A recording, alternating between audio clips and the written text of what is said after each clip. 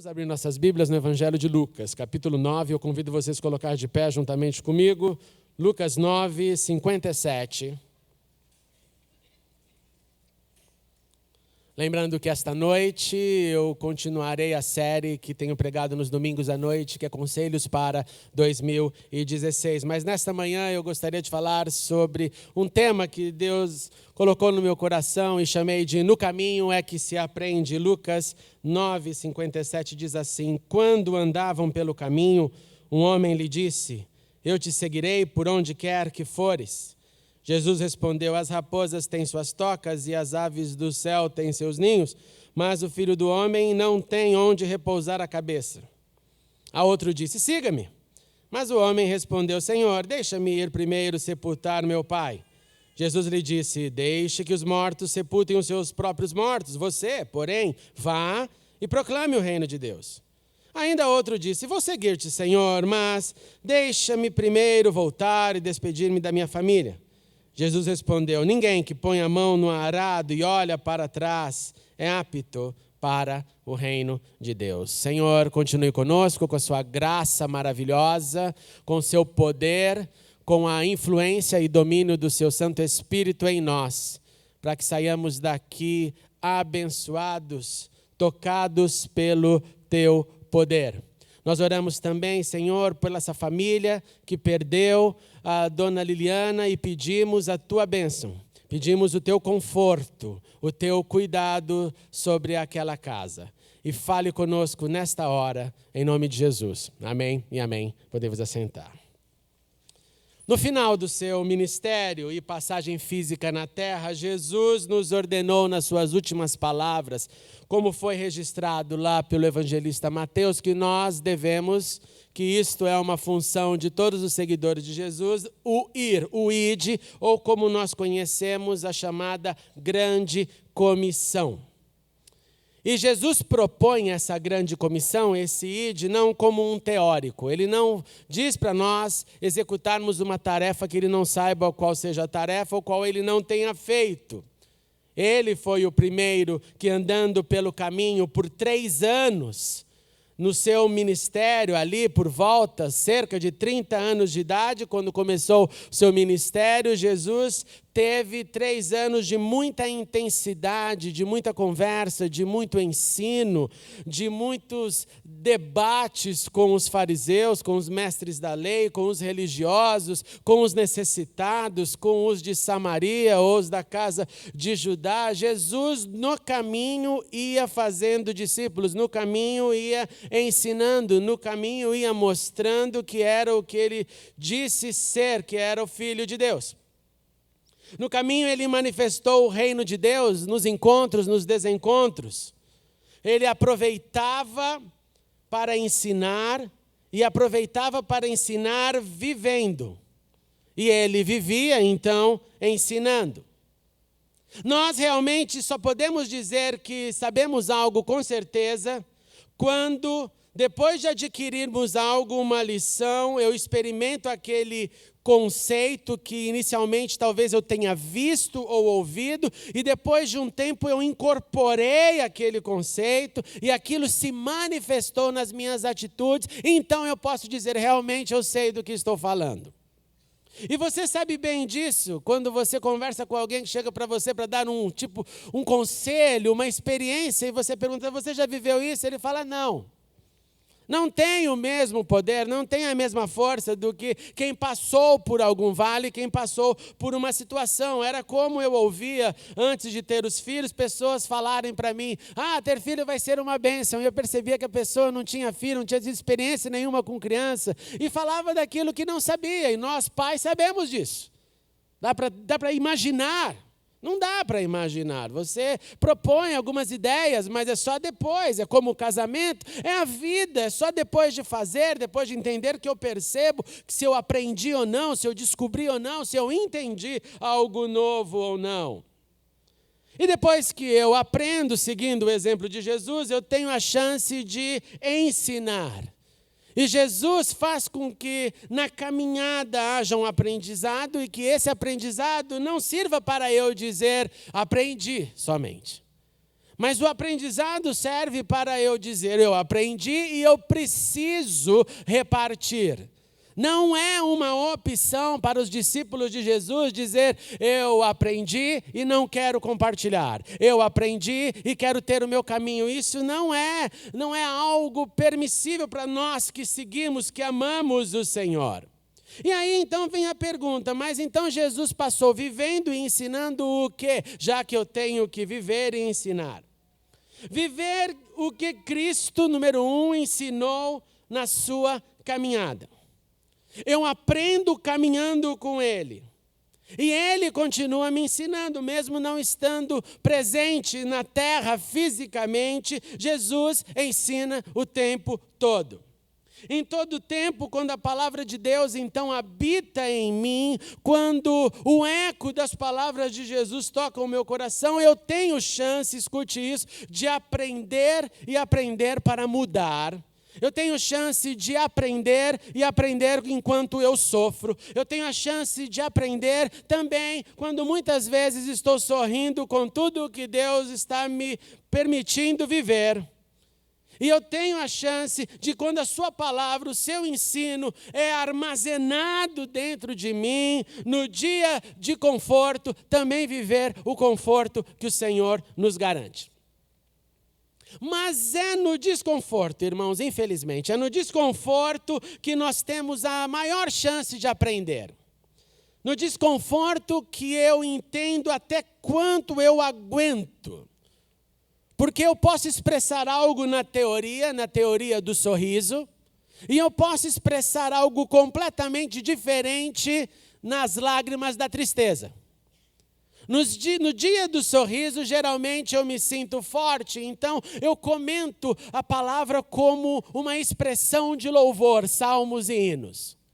No dia do sofrimento, os salmos e hinos se tornam preces, se tornam súplicas, porque mudou o tom, tocou em mim, tocou na minha pele. Então o desconforto chama a minha atenção. Então, quando o desconforto da vida me alcança, as aflições que Jesus também preveu, também viveu, eu e você nos tornamos mais sensíveis a Ele. A caminhada muda de tom, não de rumo, muda de tom, porque o rumo é único, é seguir a Cristo, mas eu percebo que a minha sensibilidade está diferente, porque o desconforto me fez mais sensível. Nós prestamos atenção de uma maneira mais enfática naquilo que eu achava que sabia e percebi que sabia tão pouco quando o desconforto chegou até mim. Eu presto uma maior dedicação na caminhada. Portanto, irmãos e irmãs, não se iluda. Não se iluda. O verdadeiro ensino, a aquisição de tudo o que você diz acreditar, que eu acredito, só é real em nós quando nós vivemos, quando nós aprendemos durante a caminhada. Quando depois de aprender, aí eu me sinto com condições de compartilhar, de dividir ideias. Pois então eu fui empossado da autoridade que só possui quem vive o que diz acreditar. E essa autoridade vem até mim porque passei, porque venci, e agora posso repartir, eu posso dividir. Um dia eu estava num café lá na Inglaterra e um homem chegou para uma pessoa que estava do meu lado e tiveram uma breve conversa e saíram juntos, e aí ficou eu e um outro amigo, e ele me disse assim, poxa, essa pessoa já foi da igreja, seguia a Cristo, e ele então abandonou. Eu falei, por quê? Ele abandonou porque ele falava que, quando ele olhava para as pessoas da igreja, para a liderança da igreja, ele se sentia que ele nunca ia chegar naquele nível, então ele decidiu pirar de vez. E ele falava para todo mundo, olha, aquelas pessoas são direitos, mas eu não consigo, então eu vou tomar o meu caminho. E aquilo nunca saiu da minha cabeça, porque eu fiquei com aquele equívoco na mente. Eu falei, ou as pessoas dessa igreja, todo mundo finge que todo mundo é santo, maravilhoso, ou esse irmão vive justificando porque não quer compromisso algum. Seja qual for a razão, o ponto é que a caminhada é para todos e a caminhada coloca todos no mesmo desafio. O desafio de entender os limites, vencer os limites e no caminho aprender para depois ensinar. Jamais com fuga. E na prática, todos os dias, eu e você somos desafiados nesta caminhada. Na prática, se nós prestarmos atenção a Ele, a Cristo, nós seremos encorajados a crescer mais, a aumentar o meu entendimento e não a diminuir. Nessa semana, irmãos, eu aprendi um pouquinho mais na caminhada das longas esperas. A caminhada que espera 1, 2, 3, 4, muitos anos para viver algo. Como eu avisei a semana passada, nessa semana nós levamos a Camila, minha filha, lá para o sul de Minas, para ela participar do festival, como aluna de violino. E ali eu fiquei exatamente como o Jacques me disse, com um babador babando pela minha filha. Mas mais que isso, trabalhando ali com ela, estudando com ela, chegou no último dia de aula. E dessa vez, ela, você sabe, é muito grande já, 7 anos de idade, muito importante. Falou, papai, eu não quero que você entre na sala comigo. Eu falei, tá bom, você vai sozinha. Fiquei escondido atrás da porta, é claro. E ela tocando, e chega no último dia, ela executou, se superou muito. E eu ali vibrando com aquele negócio, olhando para as montanhas. O festival se chama Festival Música nas Montanhas, então você já imagina onde era. E olhando para as montanhas, e eu lembrei que há mais de 20 anos atrás eu fui aluno da primeira série deste festival. Lembrei que eu dizia para mim mesmo, em muito tempo em oração, Senhor, quando a Camila foi nascer, eu fiz essa oração, dizia, Senhor, eu quero uma filha que cante, eu quero uma filha que toque. Lembrei de toda a caminhada, que não é fácil ser pai, lembrei de uma caminhada que se aprende indo. E não tira o PhD dessa matéria, porque cada dia é um desafio novo de como ser pai. Assim como ser marido, assim como ser filho, assim como ser gente. E quando chegou no final, eu olhando ali, desabei, irmãos. Não é difícil para eu desabar emocionalmente. Mas eu falei, Senhor, obrigado, porque quantos anos eu esperei, eu imaginei, eu contemplei essa ideia que eu pegaria nas mãos dela e falaria, você vai e eu vou estar com você. E ela saiu de lá, papai, eu quero tocar mais, eu quero tocar muito, papai, eu quero voltar, papai. E eu falei, bendito seja o nome do Senhor das longas esperas. Que na caminhada, enquanto você espera, Ele está fazendo algo. Que na caminhada, enquanto você está sonhando e contemplando, Ele está preparando o amanhã para que possamos viver na carne experiências e não na teoria. Lá naquele momento, esse foi o lado bom. Por outro lado, eu me revoltei na caminhada, porque vendo aquela musicalidade tremenda, aqueles agrupamentos lindos de música, eu fiquei mais uma vez me perguntando por que a igreja perdeu tanto da beleza de tantas músicas.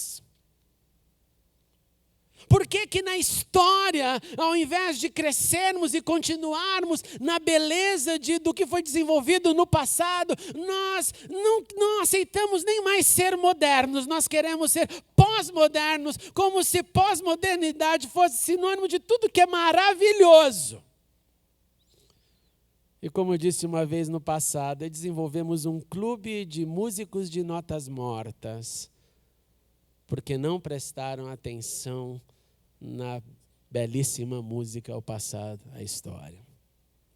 E lembrei de novo da caminhada com Deus, caminhada desde o início, caminhada louvando, caminhada nos louvores, caminhada pensando como louvar a Deus, como adorar a Deus, como eu sei que você também pensa em tudo isso. No caminho, então, dessa semana, foram momentos de pai, momentos de filho, momentos de servo, momentos de alguém que quer aprender um pouquinho mais. Para quê? Para que através desse aprendizado eu possa repartir ideias, pois no caminho nós aprendemos, no caminho nós somos testados, no caminho nós vivemos e no caminho nós ensinamos o que aprendemos. O que você ensinou essa semana para alguém? O que você aprendeu com alguém? O que Cristo te ensinou nessa semana? Pois o caminho revela onde você está. O caminho revela quais lições já vencemos. O caminho afirma a caminhada que trilhamos. E o caminho exalta o que encarnamos durante a jornada, dizendo, era isso mesmo, você viu? Era só ter continuado que daria certo. Por tudo isso, quando nós atentamos às palavras de Jesus naquela conversa conhecida com Tomé, onde o diálogo acontece, Senhor, não sabemos para onde vais, como então podemos saber o caminho? Respondeu Jesus a Tomé, eu sou o caminho, a verdade e a vida, ninguém vem ao Pai a não ser por mim. Eu sou aquele que mostrou o caminho, viveu o caminho, ensinou no caminho e revelou-se como único caminho. Pois eu repito, é na caminhada que conhecemos alguém, é no caminho que revelamos quem somos. Em uma dessas ocasiões, Jesus andando pelo caminho, vem o diálogo do texto que lemos. E começa com um homem que vai até Jesus e faz a seguinte declaração: eu te seguirei por onde quer que fores. Eu não penso nas consequências, mas eu falo o que não pensei. Eu simplesmente senti e falei, eu vou te seguir, Jesus. Esse personagem, irmãos e irmãs, parece representar comportamento do tipo, eu vou fazer sem nunca realizar. Eu vou começar sem um simples começo. Eu quero, mas eu não tenho tempo. Jesus olha para este homem e responde, as raposas têm suas tocas, as aves do céu têm os seus ninhos. Mas o Filho do Homem não tem onde repousar a cabeça. Jesus olha para aquela frase sem fundamento, somente com teoria, e responde com as dificuldades do caminho. E aí o que falou por falar, simplesmente se cala. Ele achava que poderia aprender sem caminhar. Eu tenho a impressão que este personagem é um dos fundadores do curso à distância. Educação à distância. Jesus, por onde quer? Na hora que vem, então, ok, matriculado, comecemos por aqui. Há silêncio. Não há fala. Não há, vamos lá. Não tem vamos lá. A sua velocidade em sintetizar o seu desejo, rapidamente, uma palavra, por onde fores eu irei. O seu desejo, sem calcular nenhuma consequência, parece que é o paralelo do rápido silêncio que ele manifesta diante dos desafios da caminhada. A outro, Jesus disse, e agora perceba, não é a pessoa que diz para Jesus, mas é Jesus que diz para a pessoa, e Jesus diz, siga-me. Mas o homem respondeu, Senhor, deixa-me primeiro sepultar o meu pai. O segundo caso não é um caso então de um voluntário, o segundo caso é um caso de um chamado. O primeiro provoca a conversa, se oferece para caminhar e se cala diante do drama da jornada. O segundo é chamado pelo Senhor. Ele recebe a honra de ouvir a voz do Senhor. Gente, para você entender isso, você precisa pensar em quantas vezes você clamou ao Deus, Senhor, se o Senhor falar comigo, eu farei. E aí ele falou e você não fez nada. Ele ouviu do Senhor. Siga-me, em alto e bom som.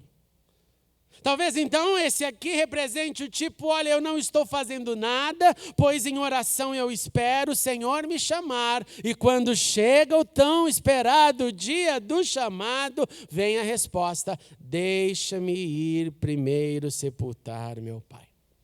Eu preciso esperar a morte dele, quando ele morrer, seja lá quando for, eu irei sepultá-lo. Então, só então, eu priorizarei a caminhada. No momento eu espero pelo que eu não sei quando irá acontecer, eu não sei do dia da sua morte, mas eu acho que eu devo esperar. Senhor, no momento eu tenho um álibi, eu tenho uma prova real, Senhor, que eu não posso executar o que eu fui chamado para fazer, mesmo sendo da sua voz, Senhor. No momento não dá, o Senhor sabe do meu coração, o Senhor sabe que quando tudo apaziguar, então eu te servirei. Consequentemente, não irei aprender e, portanto, eu não poderei ensinar. Irmãos e irmãs, quando o Senhor te chama, aquilo que o Senhor já te chamou, não demore para responder a Ele. A Bíblia, desde o início do seu grande patriarca, o chamado pai da fé, Abraão, o que nós vemos naquele homem no início, nesse desenvolvimento, alguém que entende a voz de Deus sem entender o caminho e obedece à voz de Deus pelo caminho que Deus revelaria a ele, que existia uma proatividade para responder à voz de Deus. E não um questionamento para saber se deveria ir por aqui ou por lá. E Deus disse para Abraão, vai, e ele vai. E Deus disse para Abraão, sacrifica seu filho, e ele vai. Ele não fica, e as questões são dramáticas.